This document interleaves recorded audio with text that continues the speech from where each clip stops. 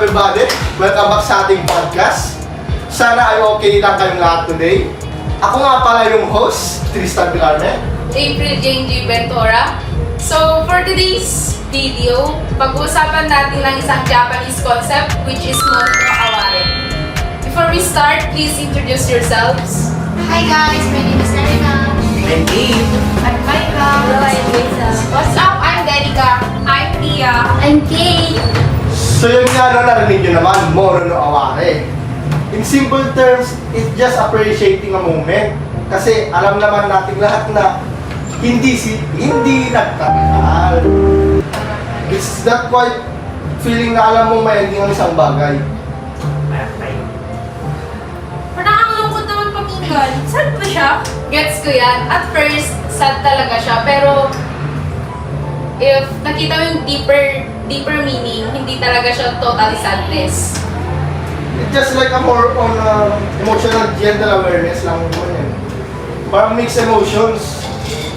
Hindi naman porket masaya ka ngayon, eh hindi ka naman makaramdam ng lungkot.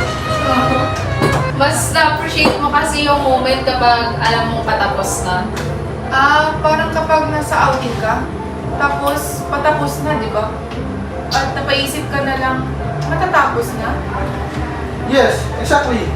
Yung parang feel mo parang yung saya, pero deep inside, may kunting kirot na. Pabiliin yan.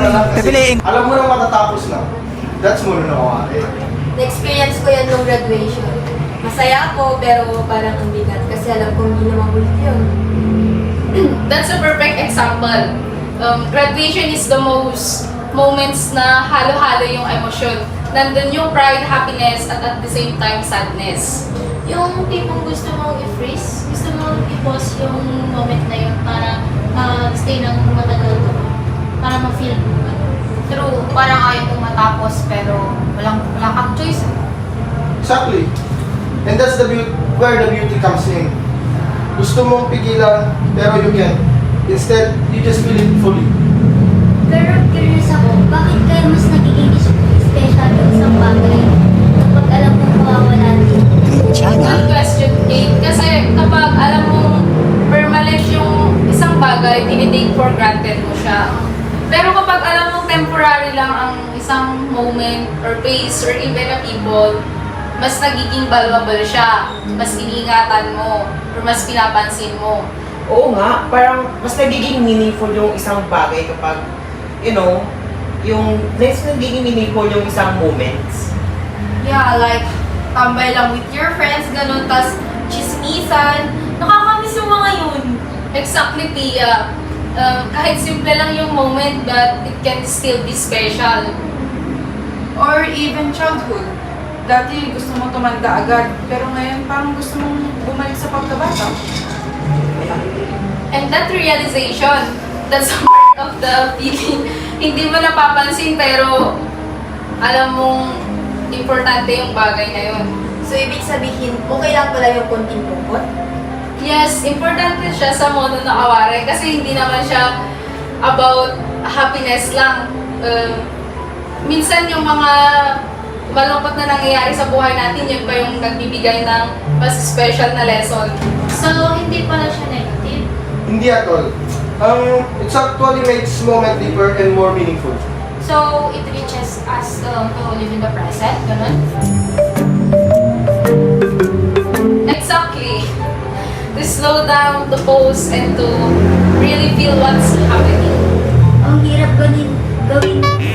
Ang hirap gawin nun ngayon, daming distractions. True. Phone, social media, and archives.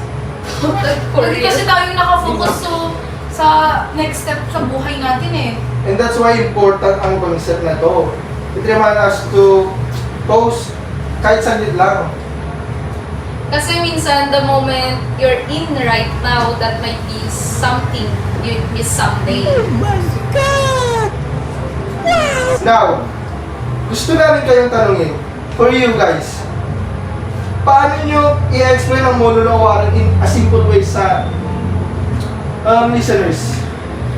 For me, parang appreciating the moment while it lasts.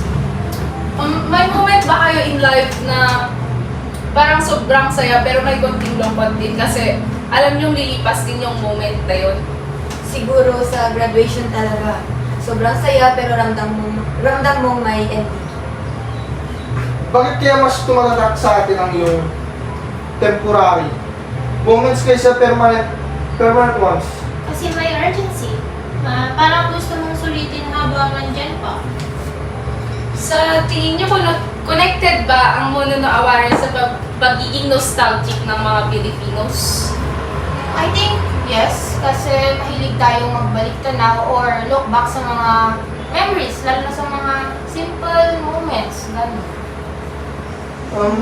How do you deal with endings? Like breakups, goodbyes, or even growing apart from friends? Ina-accept ko muna, then I try to remember the good parts instead of focusing sa pagkawala.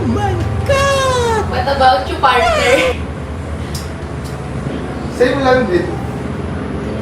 Na-accept ko na lang kung ano yung pwedeng kakalabasan. So, sa social media era ngayon, mas nawawala na yung, mas nawawala ba or mas lumalalim ang appreciation natin sa fleeting moments? Depende. Minsan distracted tayo. Pero minsan naman, nare-record natin yung mga memories. Right? Yeah. May kanta, movie, or memory ba kayo na perfect example sa Mono no Aware? Yung mga old songs, nakakapagbigay sila ng happy moments sa atin, but at the same time, nakakasad. A few moments later. Hindi yari, what's one? Like, Samples. Si Danica magaling kumanta, siya na lang kanta lagi. Wala pa naman sa akin. Ikaw daw, girl. Lovia. Uy, wala sa usapan natin yan. Baka si Dave pero. This is ikaw yung Awan?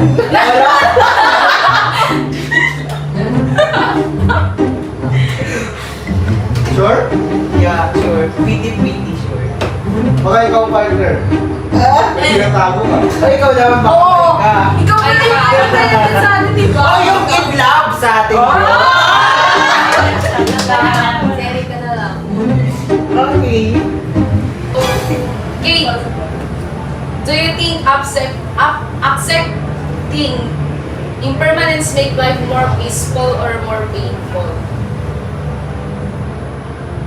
Oo, kasi natatakot tayo sa endings, but it's also part of life. Yun nga no, paano natin ma-apply ang Mono no Aware sa ating everyday life without something too deep or dramatic?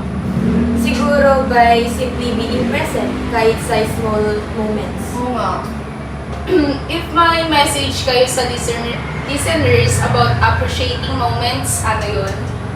Don't wait for it to end bago mo ma-appreciate ang moments na.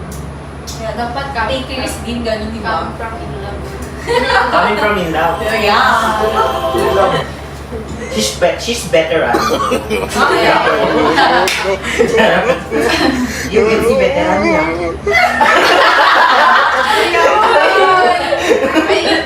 Pero sa tingin nyo, bakit ang sakit pero ang ganda rin sa feeling ng mga last time moments? Because doon natin ma-realize kung gaano ka-importante yung mga moments na yun. Do you think people avoid thinking about impermanence? Oo, kasi natatakot tayo sa ending, but it's also part of our life. Ang lalalim ng mga sagot nyo ha. Parang natatapakan na to. Pero very real. Aray mo. At the end of the day, hindi naman kailangan complicated ang sagot. Sometimes it's just about being present Noticing the little things. and allowing yourself to feel kahit masaya, kahit malungkot. Pwede So- naman po. So, remember, hindi kailangan maging perfect. Just feel, notice, and appreciate. Yeah. I agree. Agree ka? We all agree. Agree ka sa Dave? Yes! Agree ka doon, Dave? I Because in the end, it's the little moments that become the most memorable. Alright, that's for today's episodes. Sana may natutunan kayo or napulot kayong insights. Don't forget to slow down, be present, and cherish the fleeting moments. Bye!